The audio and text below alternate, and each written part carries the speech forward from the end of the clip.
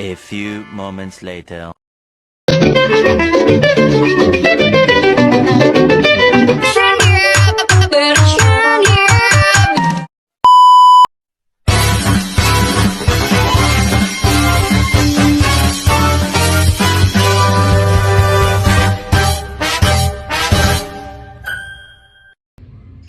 Assalamualaikum warahmatullahi wabarakatuh. Perkenalkan, nama saya Neng Endalis Nawati, NIM 0220237 dari jurusan Manajemen kelas reguler sore BI di Universitas Linggabuana PGRI Sukabumi. Di sini saya akan membahas tentang teknik-teknik disiplin kerja untuk memenuhi tugas mata kuliah MSDM 2. Apa sih disiplin kerja itu? Disiplin kerja adalah suatu konsep dalam tempat bekerja atau manajemen untuk menuntut pegawainya supaya teratur.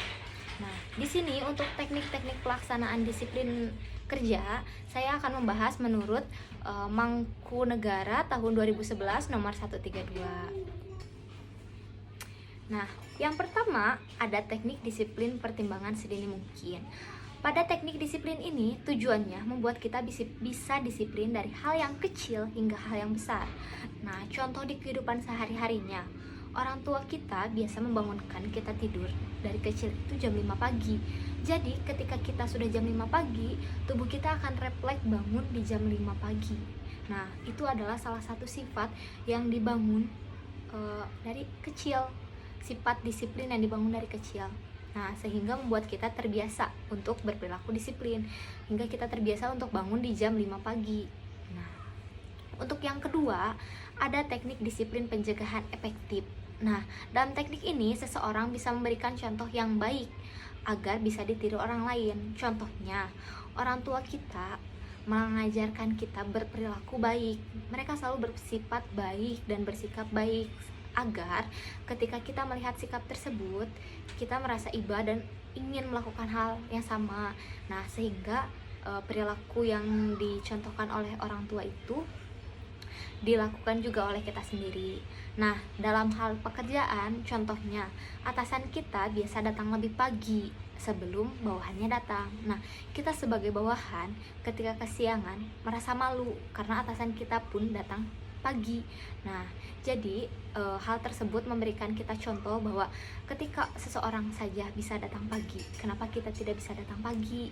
Nah, untuk yang ketiga ada tentang teknik disiplin dengan mendisiplinkan diri sendiri. Nah, dalam teknik ini seseorang memiliki disiplin diri, berarti mereka merasa bertanggung jawab atas apa yang dilakukannya. Nah, contoh kecilnya, kita membiasakan diri untuk sholat tepat waktu, sehingga ketika kita sholat tidak tepat waktu, kita merasa bahwa diri kita ini sudah tidak disiplin. Nah, jadi kita berusaha untuk mengoptimalkan waktu, bagaimana caranya kita bisa melakukan sholat secara tepat waktu. Nah, yang kedua juga contohnya seperti kita terbiasa dalam kebersihan dan kerapihan. Nah, ketika suatu hal yang kita miliki itu kurang bersih atau kurang rapi, secara pribadi kita langsung akan refleks membersihkan hal tersebut dan merapikannya. Nah, itu adalah sikap disiplin untuk mendisiplinkan diri sendiri. Jadi ketika kita ingin disiplin, kita harus mendisiplinkan diri kita sendiri untuk terbiasa bersikap disiplin. Nah, yang keempat ada teknik disiplin inventoria penyelia, di mana teknik ini adalah salah satu teknik yang dapat digunakan untuk mendisiplinkan kerja pada bawahan. Nah, kita sebagai atasan menjelaskan kepada bawahan mengenai tujuan dan manfaat dari teknik disiplin ini tanpa harus membuat bawahan kita seperti musuh. Jadi kita merangkul bawahan kita, memberitahunya dengan baik, menjelaskan dengan sopan, dan menjelaskan dengan enak untuk hati ke hati, supaya bawahan kita tidak tersinggung oleh ucapan kita sendiri.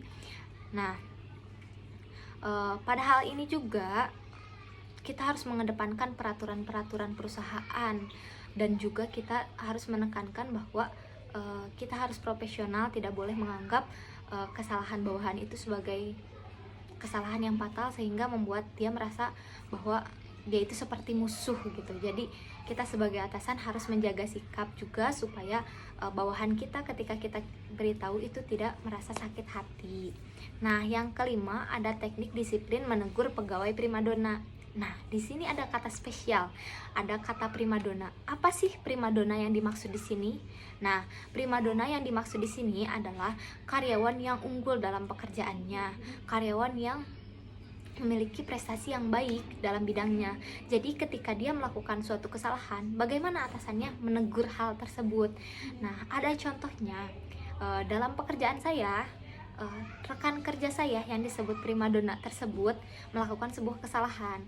Nah, atasan saya menegur rekan kerja saya, kenapa kamu melakukan kesalahan tersebut? Apa penyebabnya sehingga kamu melakukan kesalahan tersebut? Hingga bawahannya pun atau rekan kerja saya pun menjelaskan bahwa maaf Bu, saya melakukan kesalahan karena kelalaian saya tersendiri sehingga akhirnya membuat kesalahan. Lalu atasan saya menanyakan bagaimana cara menyelesaikan masalahnya dan sebagainya. Lalu rekan kerja saya pun menjelaskan, saya akan menyelesaikan masalah tersebut dengan baik, akan dibicarakan dengan baik. Nah, sebagai atasan saya memberikan sanksi atas kesalahannya, dimana ketika sesuatu nanti terjadi, ada minus atau ada plus, itu kamu yang bertanggung jawab untuk menanggung beban tersebut. Jadi atasan saya memberikan sanksi ketika apa yang dilakukan kesalahannya tersebut harus ya pertanggungjawabkan. Nah, yang keenam ada teknik menimbulkan kesadaran diri. Nah, teknik menimbulkan kesadaran diri adalah salah satu teknik yang dapat dilakukan untuk meningkatkan disiplin pada diri sendiri atau bawahan.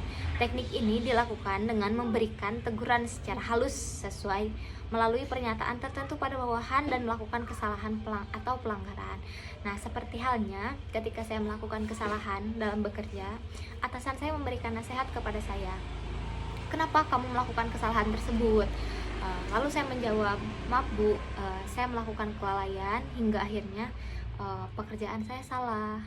Lalu atasan saya memberikan saran bagaimana untuk melanjutkan dan atau menyelesaikan masalah tersebut. Atasan saya menjelaskannya dengan baik dan tidak memojokkan bahwa saya sangat salah di situ. Tidak, atasan saya memberikan pelajaran bahwa ketika kamu melakukan kesalahan, kamu harus bertanggung jawab atas kesalahan kamu, baik buruknya itu kamu harus mempertanggungjawabkannya. Jadi atasan saya memberikan masukan dan saran kepada saya supaya saya bekerja lebih baik lagi.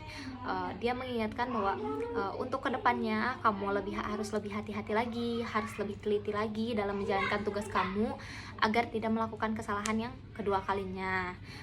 Jika saya melakukan kesalahan terus-menerus, mungkin atasan saya juga akan memberikan SP. Tapi ternyata saya bisa memperbaiki hal tersebut sehingga atasan saya pun merasa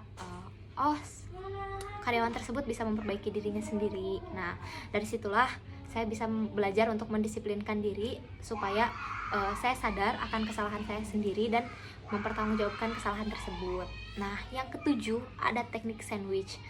Teknik ini melibatkan penempatan kritik yang membangun atau pembalik yang negatif di antara umpan yang positif. Jadi ketika kita akan menegur bawahan kita, ketika kita melakukan suatu hal atau berbicara yang negatif, kita harus menimbulkan suatu hal yang positif juga. Jadi ketika dia melakukan kesalahan nih, kenapa kamu melakukan kesalahan tersebut? Bagaimana kamu melakukan kesalahannya? Kenapa bisa terjadi kesalahan tersebut? Nah, tapi ketika kita sudah menegurnya, kita harus memberikan nasihat atau opini yang positif kepada dia untuk membangun. Dimana kritik yang kita berikan harus membuatnya membangun untuk dia melakukan hal yang baik juga agar dia bisa memperbaiki kesalahan tersebut. Nah,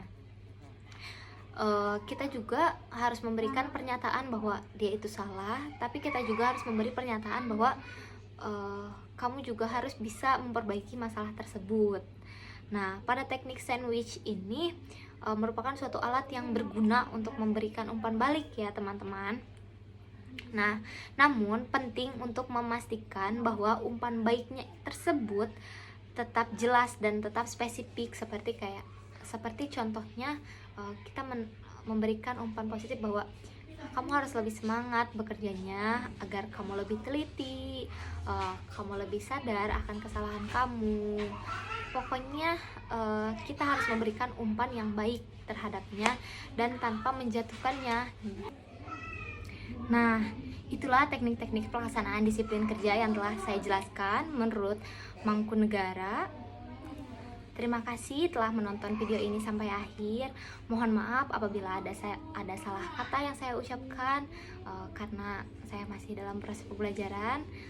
Mohon kritik dan sarannya. Terima kasih telah menonton. Wabillahi taufiq wal hidayah. Wassalamualaikum warahmatullahi wabarakatuh. Sampai jumpa.